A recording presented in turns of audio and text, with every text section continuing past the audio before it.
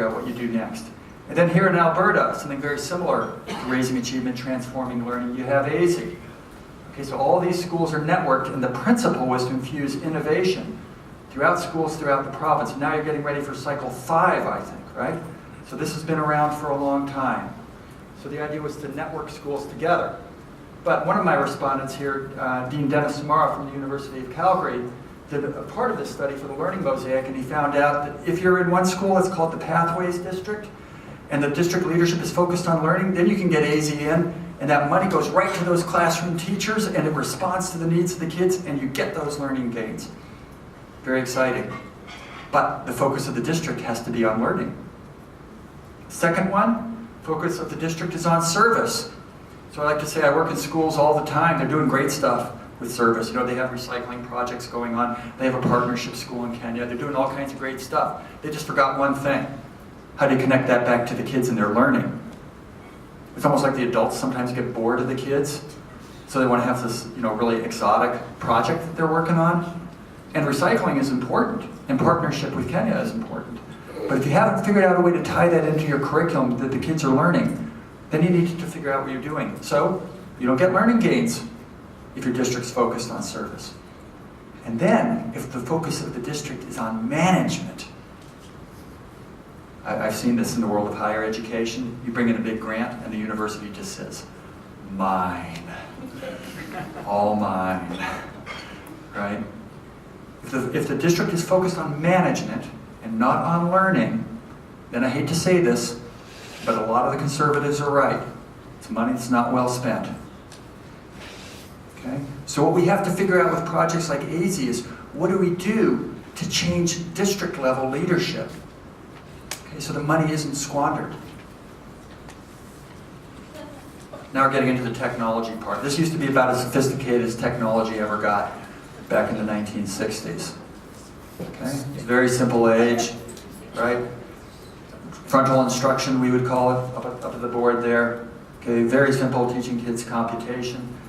Then we get the 70s and 80s coming along, we're getting computers, but it's just the individual kid with the computers. And now we get our own age. Digital natives are constantly connected, and everybody says it's the greatest thing. You can access information anytime, any place, anywhere. If we're only just connected all the time, that will be the second coming. Right? We'll never have to deal with these messy entities called human beings ever again. I know I'm being polemical. You can come on, you can come after me if you want during the Q&A. Keep your thumb still when I'm talking to you. You guys know this reality? Like you're sitting there, you're having a conversation, you're sharing something heartfelt and emotional, and in the middle of that, somebody just pulls out their handheld, they're gone in another zone. Right? So technology has a dark side. You've been online for 1 year. Do you wish to log off and get a life? Yes, no, remind me next year. Okay? Now, I'm kind of making fun of this, but the problem is that we're all part of this, right? So I got to laugh at myself also. Okay, it's a great book that's out. The name of it has escaped me right now, but it's about looking at the neuroscience of when you're on technology. All you need is just, 3 or 5 excellent text messages or emails per year, and then your brain wants that again. So you're kind of checking it all the time. And that's where that addictiveness comes in. But, I don't know, are these girls disconnected? They're not using any handheld devices? Or is there another kind of connectivity going on here, perhaps even a more important one? Learning, it's a trust activity they're doing in the wilderness. Does that matter for our schools? How would we assess this? How would we tell government authorities that we care about this kind of connectedness? Or what about these kinds of connectedness?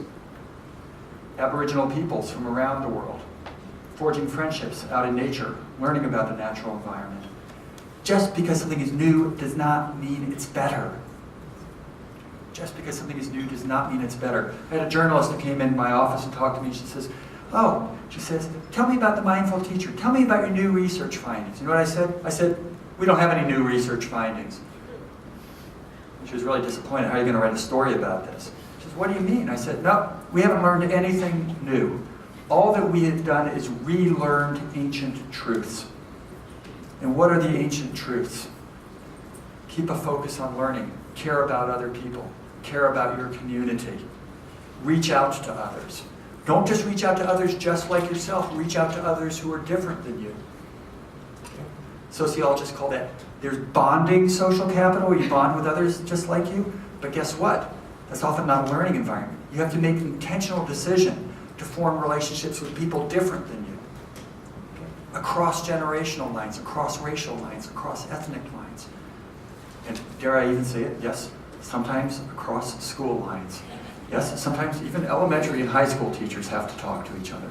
No, I know I'm getting in dangerous territory. I better back off. Because this is where we want to get. There's no teachers in this picture. There's just kids engaged with learning. I know it's a fantasy, you might say. I know it's a utopia. Okay? But if you can just capture that minute a few times and hold on to that image, okay, that's what nourishes us. That's what drives us forward. That's authentic assessment when the kids are reading on their own. How could we work that into the culture of our schools? When kids are asking huge questions you don't know how to answer.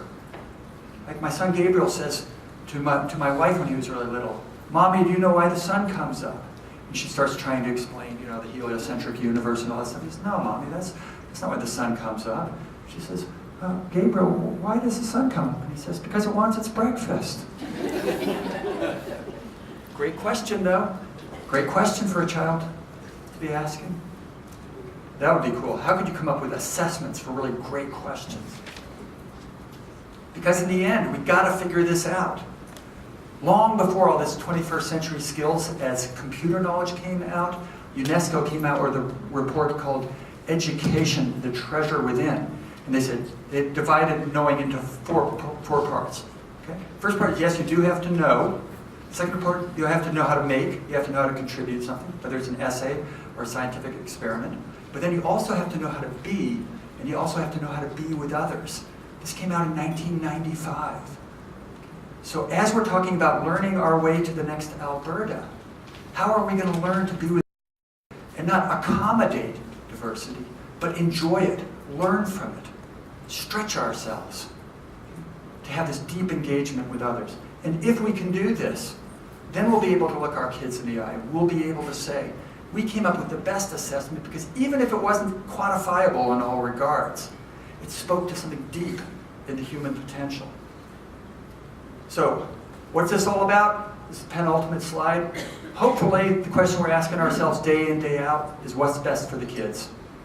And if nothing else remains from these remarks tonight, if this just helps to focus ourselves on these kids who are in front of us every day, who are looking up to us, okay, with so much hope, okay, so much needfulness,